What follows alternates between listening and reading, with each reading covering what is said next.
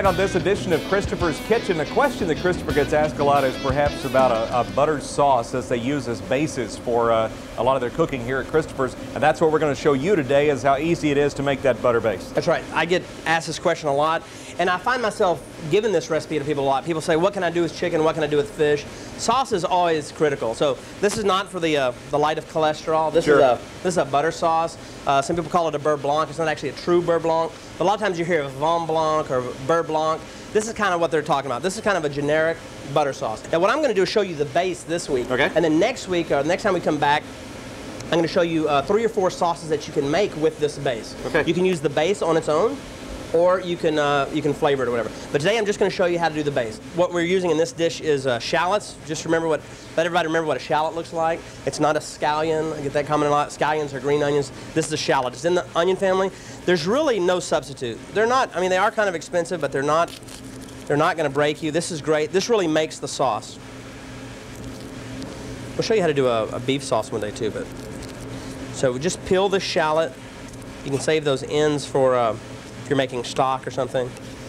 Let me just cut a couple of times this way. And the taste of a shallot compared to an onion would be? It's just a really strong, intense flavor. Maybe a cross between garlic and an onion. Okay, we're going to start with some shallots. We're going to do a white wine reduction, okay? This is with white wine. I'm using just an inexpensive Chardonnay, or you can use an expensive one, whatever you like. Got some shallots here. We're going to add some white wine and let that reduce. You notice I'm just cooking the shallots in white wine. There's no butter or anything like that. There's plenty of room for butter later.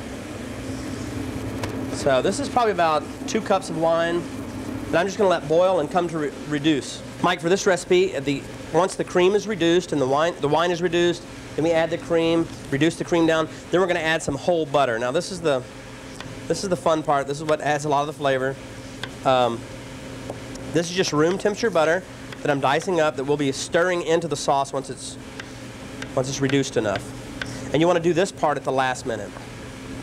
And what that does is that helps thicken the sauce and definitely adds flavor. All right, so what we're waiting to see here is on the verge of boiling or a full boil? You want a full boil. Okay. You want to reduce the wine down until it's what we call sec, or almost a syrupy consistency. Almost all the water is evaporated. Okay. So all the intensity of the flavor of the shallots is out into the wine, and the liquid is reduced. And then we'll add our cream at that point and reduce that down. Okay, this wine is reduced almost to the point where we want it. See that 2 cups is reduced down almost to less than a half a cup. That's just about where we want it. And we're going to go ahead and add the cream now.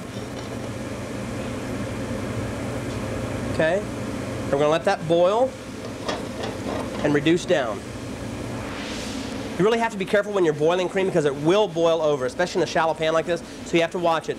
If it starts to foam up too much, just very gently pick it up, remove it off the heat, try to stir it a little bit. All right, Mike, this is pretty much what you're looking for here in this sauce. You've got large bubbles. That's about the consistency of a sauce right here. That's all you want, just a little bit of thickness to that. I don't know if you can see that on the screen there. We call it coating the back of a spoon. You see that? Makes nice. Stays on it, makes a nice impression there. Okay, so this is our basic butter sauce right here. Now you can refrigerate this. You can use it exactly the way it is right now. Season it with a little salt and white pepper, or you can flavor it. Next week we're going to show you how to flavor this. Okay. Today I'm just going to show you how to finish this.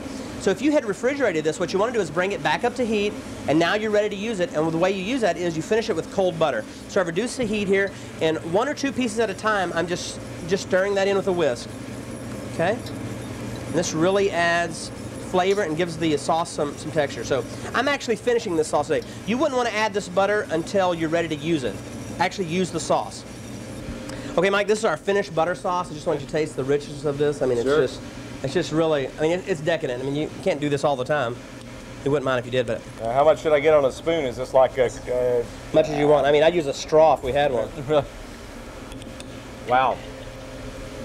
It's incredible. There's no way to describe it. Yeah, that's good stuff. This is good stuff. Yeah, and that's the base butter sauce that you have the recipe for. Now, don't forget, in future weeks, we're going to show you how you can do variations on this and get real creative with the base butter sauce. If you'd like to access that recipe, all you have to do is go to KBTX.com, click on the food page, and we got it right there for you. And so for Christopher Lampo, I'm Mike Wright.